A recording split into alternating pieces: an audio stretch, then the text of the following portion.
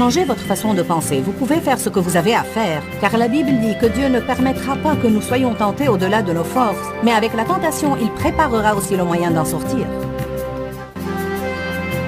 Vous ne manquerez de la puissance de Dieu pour accomplir ce que vous avez à faire que lorsque vous essayez de faire quelque chose que le Seigneur ne vous a jamais demandé de faire en premier lieu. Restez avec nous dans Jouissez de votre vie.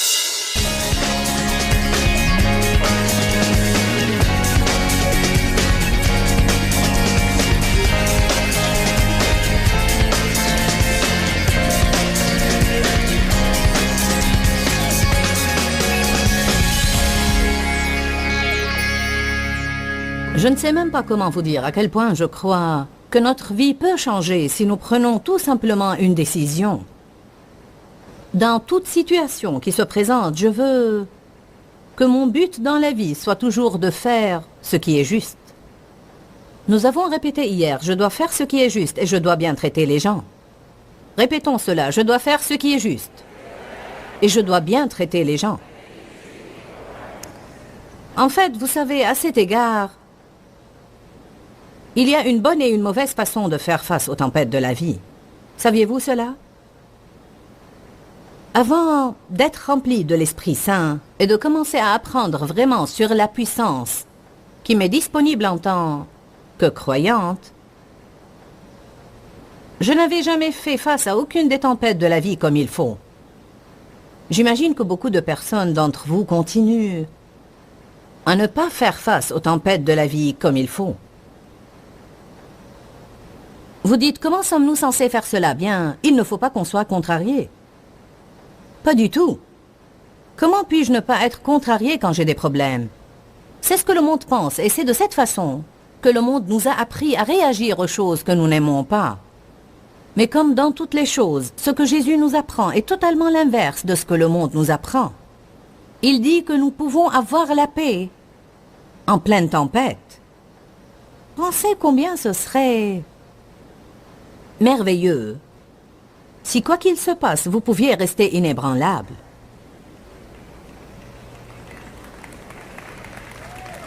Vous vous retrouvez dans un bouchon inattendu, sans être contrarié. Vous avez à faire la queue à l'épicerie, quand la personne qui est devant vous n'a pas de prix sur ses produits, et la vendeuse n'a plus de bande dans la caisse enregistreuse, et elle est nouvelle et ne sait pas ce qu'elle fait en tout cas. Et ça fait une demi-heure qu'elle essaye de faire entrer la bande dans la caisse enregistreuse. Et vous devez rentrer chez vous parce que vous êtes en hâte. Et au lieu de perdre votre paix et de commencer à avoir mal à la tête, au cou et au ventre, de gâcher votre témoignage et d'agir comme un fou, vous pouvez rester stable. Ce n'est pas impressionnant? Nous pouvons apprendre à faire cela, car nous avons la force de le faire. Dites force. Je veux que vous arrêtiez de penser aujourd'hui que vous ne pouvez pas faire les choses. Le monde nous a appris à penser, je ne peux pas supporter ça. Je ne peux pas affronter ça. Je ne peux pas faire ça. C'est trop pour moi. Je veux que vous sachiez bien ce matin que rien de ce qui se met en travers de votre chemin n'est trop pour vous. Peu m'importe ce que c'est, Dieu peut y faire face. Vous ne pouvez pas le faire, mais lui, il peut et il vit en vous.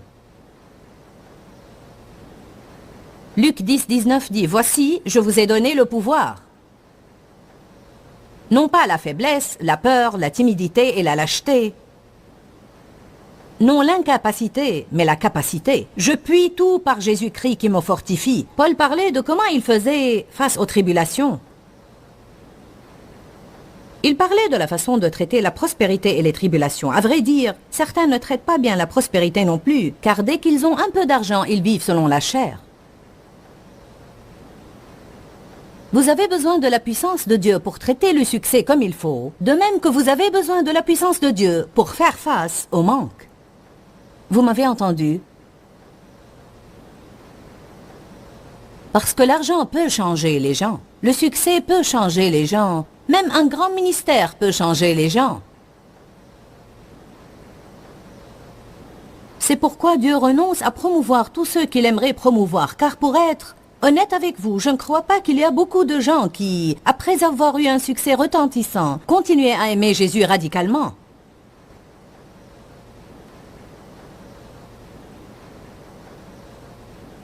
Paul a dit que je sois dans l'humiliation ou l'abondance. Je suis satisfait. Nous traversons des épreuves dans la vie où nous passons parfois par une période d'abondance et tout va super bien, et puis tout à coup nous sentons comme si le monde était bouleversé. Il faut que vous compreniez que de temps à autre, Dieu va nous réajuster un peu et nous éprouver. 1 Pierre dit, ne soyez pas surpris de la fournaise qui sévit au milieu de vous pour vous éprouver. Pourquoi, à votre avis, chaque année à l'école, vous faites des examens finaux avant de pouvoir passer à la classe suivante? Vous n'obtenez pas un diplôme car vous avez assisté aux cours tous les jours. Vous n'obtenez pas un diplôme car vous avez suivi dans vos livres pendant que le prof enseignait. Vous n'obtenez un diplôme que quand vous faites les examens finaux et vous montrez par vous-même que vous pouvez répondre aux questions et trouver les réponses. Il ne suffit pas que quelqu'un d'autre le fasse toujours pour nous. Il ne suffit pas que quelqu'un prie pour que nous surmontions nos problèmes. Il ne suffit pas que je me tienne dans les queues de prière. Il faut que je devienne un tueur de géants. Cela veut dire que quand vous êtes à la maison tout seul, où il n'y a pas de belle musique, ni de belle lumière, et vous sentez comme si l'enfer était contre vous, vous pouvez toujours louer Dieu. Quand vous êtes seul à la maison et personne ne vous prêche sur les offrandes, alors que votre réfrigérateur est en panne et votre machine à laver est en panne, vous pouvez surmonter cela et dire « Je m'en fous, Satan. Je vais faire exactement ce que Dieu me demande de faire et je ne vais pas le faire seulement quand c'est facile. Je vais le faire spécialement quand c'est dur. » Pourquoi croit-on qu'on ne peut faire ce qui est juste que quand c'est facile? Changez votre façon de penser. Vous pouvez faire ce que vous avez à faire, car la Bible dit que Dieu ne permettra pas que nous soyons tentés au-delà de nos forces, mais avec la tentation, il préparera aussi le moyen d'en sortir. Vous ne manquerez de la puissance de Dieu pour accomplir ce que vous avez à faire que lorsque vous essayez de faire quelque chose que le Seigneur ne vous a jamais demandé de faire en premier lieu.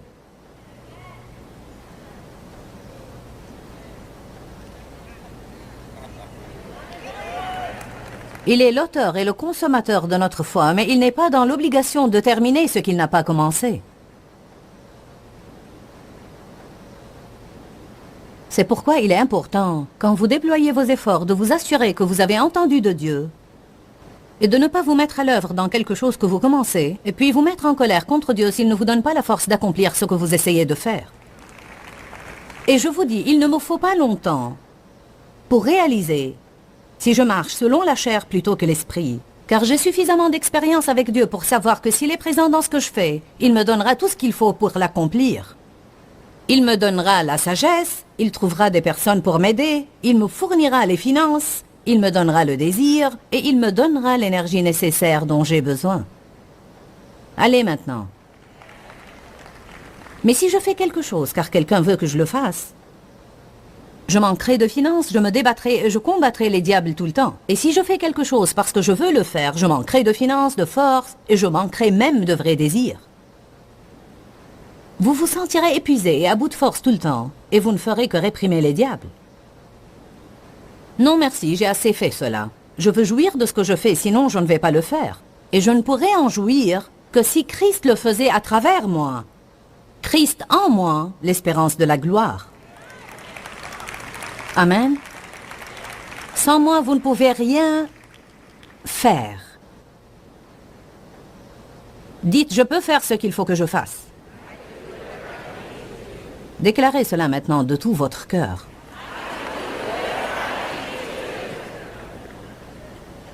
Permettez-moi de faire une suggestion. À votre place, je noterai ces idées sur un bout de papier et je me ferai une petite liste de confessions. Surtout si vous êtes de ceux qui ne sont pas très stables face aux tempêtes, et si vous ne l'êtes pas, vous le savez probablement. Je ne parle pas des tempêtes naturelles pendant lesquelles vous vous hâtez de couvrir votre tête, mais je parle de... Qui a remarqué que les tempêtes de la vie ne peuvent pas être prévues par la météo?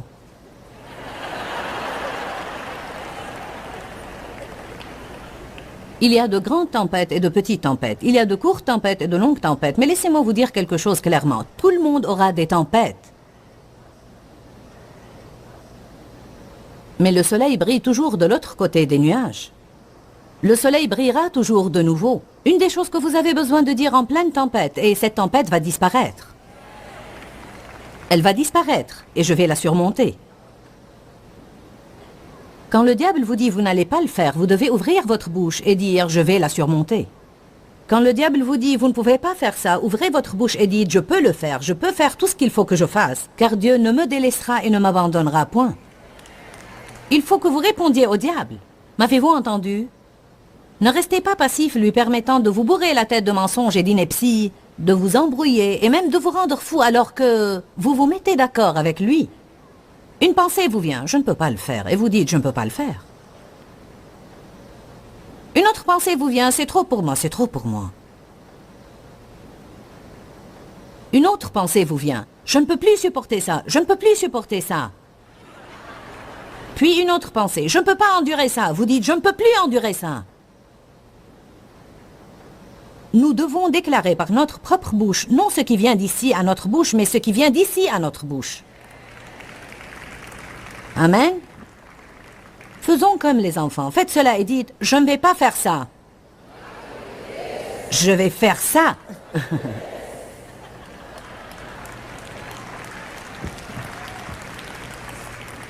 La prochaine fois que vous passez par une épreuve et vous racontez cela à des amis, et ils commencent à parler de votre problème et le diable commence à mentir, vous pouvez dire...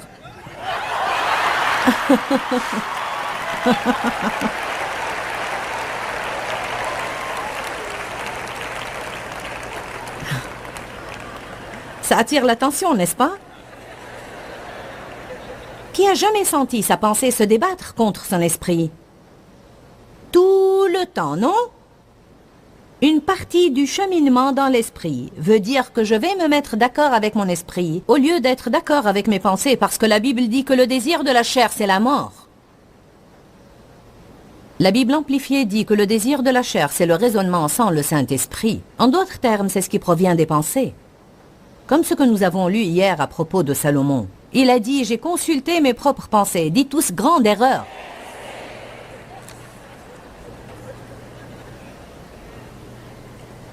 Je donne un enseignement intitulé « Secouer la vipère ».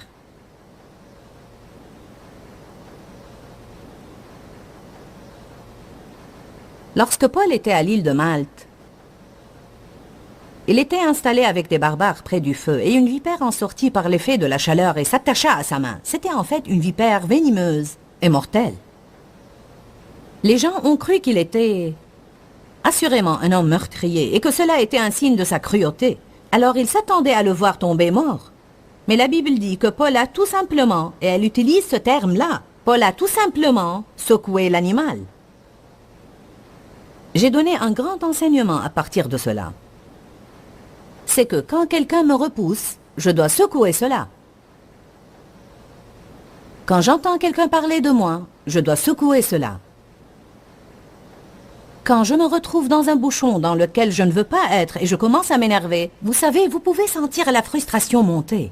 Tout commence à devenir un peu plus tendu, petit à petit. C'est comme si quelqu'un resserrait les vis intérieures. Vous devez tout simplement faire.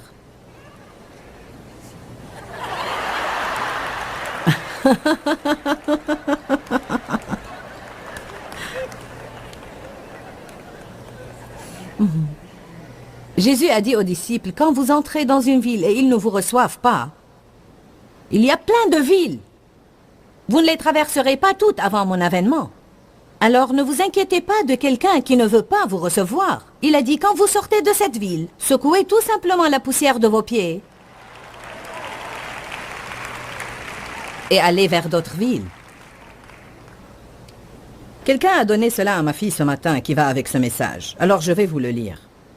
Un jour, l'âne d'un fermier est tombé dans un puits.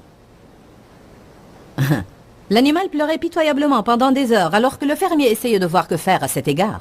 Imaginez, l'âne est dans le puits et il est en train de pleurer. Le fermier dit, comment vais-je t'en faire sortir? Finalement, il a décidé que l'animal était vieux et qu'il allait falloir l'enterrer en tout cas. Ça ne valait pas la peine d'essayer de sauver l'âne.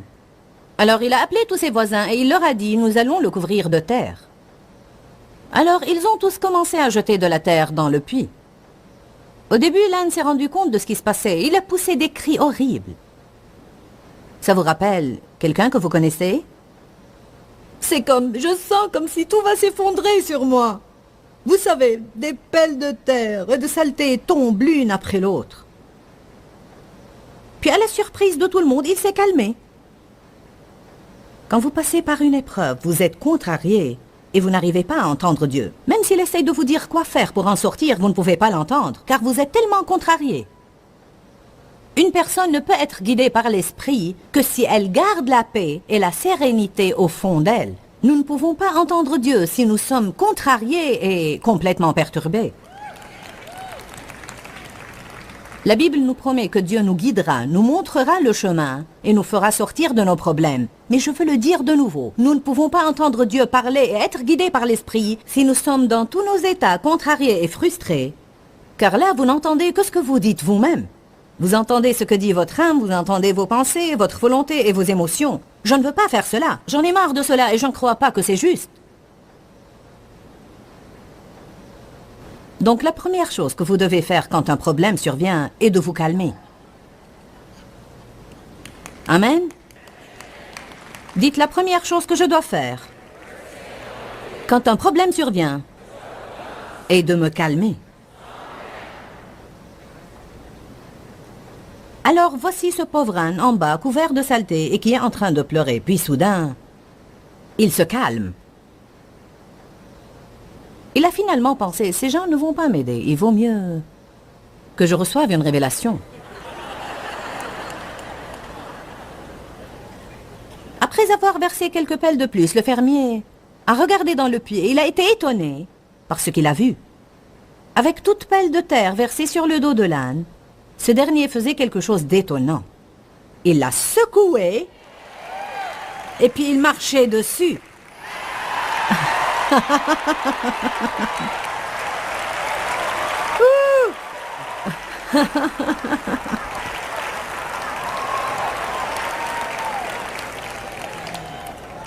Alors que les voisins du fermier continuaient à verser de la terre sur l'animal, ce dernier l'a secoué et marché dessus.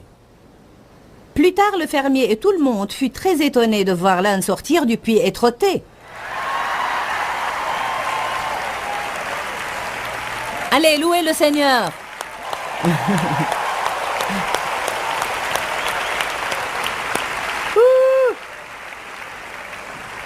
Vous savez, nous pouvons soit être enterrés sous nos problèmes, soit les secouer, avoir confiance en Dieu et lui permettre de nous élever vers un endroit plus haut. Car voici ce qui se passe exactement. Quand vous êtes au milieu des tribulations dans lesquelles personne ne peut vous aider sauf Dieu, c'est à ce moment-là que vous pouvez connaître Dieu vraiment. Vous n'avez même pas vraiment un problème, pas un vrai problème, jusqu'à ce que survienne un problème que personne ne peut résoudre sauf Dieu. Certaines choses que nous considérons comme problèmes ne sont pas des problèmes. La vie va verser des saletés sur vous, tout genre de saletés. L'astuce pour sortir du puits, c'est de secouer les saletés et de marcher dessus. Alléluia. Dites tous, je ne vais pas être vaincu. Je peux faire tout ce que je dois faire. Si vous n'êtes pas des personnes très stables au milieu des épreuves et des tribulations, notez quelques-unes de ces déclarations. Je peux faire tout ce que je dois faire. Rien n'est trop pour moi. Dieu est toujours avec moi. Et vous devez vous appliquer très sérieusement tous les jours et peut-être pendant 6 mois. Vous devez vous tenir quelque part dans votre maison et vous devez confesser ces choses à haute voix, peut-être 4, 5 ou 6 fois par jour. Et de cette façon, vous pourrez former une nouvelle image à l'intérieur de vous. Non celle d'une mauviette ou d'un faible qui ne peut rien traiter dans la vie, mais vous allez découvrir que vous vous transformez en une personne audacieuse et courageuse, et peu importe ce qui va à votre rencontre, il ne vous dissuadera pas parce que vous savez que Jésus ne vous abandonnera et ne vous délaissera point. Savez-vous que vous pouvez changer L'image que vous avez formée de votre personne en déclarant la parole de Dieu jusqu'à ce que vous la croyiez et que vos pensées soient tellement renouvelées que vous commencez à agir d'une manière différente. Nos actions ne changeront jamais à moins que nos pensées changent. Le psaume 57:1 dit « Aie pitié de moi, ô Dieu, aie pitié de moi, car mon âme cherche un refuge et trouve un abri en toi. » Oui, à l'ombre de tes ailes, je cherche un refuge et je serai assuré jusqu'à ce que les calamités et les tempêtes destructives soient passées. J'ai vu ça ce matin et j'ai pensé, je vais lire cela. Il dit, quand les problèmes surviennent, je vais dire ça, Seigneur, tu es miséricordieux et tu es bon. Et je vais te faire confiance jusqu'à ce que la tempête soit passée.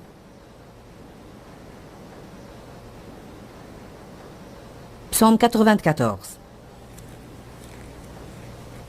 Vous ne pouvez pas vous échapper aux tempêtes de la vie. Et si vous n'en avez pas une, vous allez en avoir. Ce n'est pas une confession négative. Je ne suis pas en train de maudire votre vie. C'est ce qui vous arrive au moment où vous vous attendez à autre chose. Je n'ai jamais fait un plan dans ma vie pour être bloqué dans un embouteillage pendant 2 heures. Hier, on cherchait une place de stationnement. Et une voiture quittait sa place. Alors Dave attendait pour se garer à sa place. Il avait son feu clignotant allumé clairement, montrant qu'il... Non, en fait, il avait dépassé la place de stationnement et il attendait pour se garer en reculant. Alors il y avait un homme derrière lui sur une bicyclette qui était très contrarié car il s'est arrêté. Alors il tempêtait et il criait après Dave. Nous lui avons souri. Loué soit Dieu. Et alors que cet homme s'insurgeait contre nous, quelqu'un d'autre s'est garé à la même place.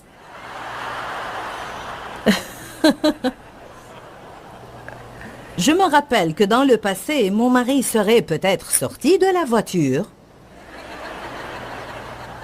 et revenu là-bas. S'il n'avait pas fait cela, il aurait au moins... Nous avons dit... Que Dieu te bénisse, nous espérons que tu jouiras de cette place. Nous allons trouver une autre.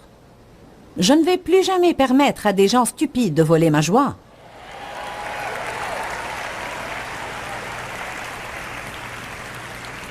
Quel bien y a-t-il en cela? Vous êtes en colère et ils ont pris la place de stationnement en tout cas et vous n'allez jamais les voir de nouveau toute votre vie. Et vous leur avez donné votre joie. Vous savez ce qui s'est passé? Le diable vous a tendu un piège pour vous vexer. Et c'est toute l'histoire en un mot. C'était un piège diabolique et vous vous y êtes laissé prendre.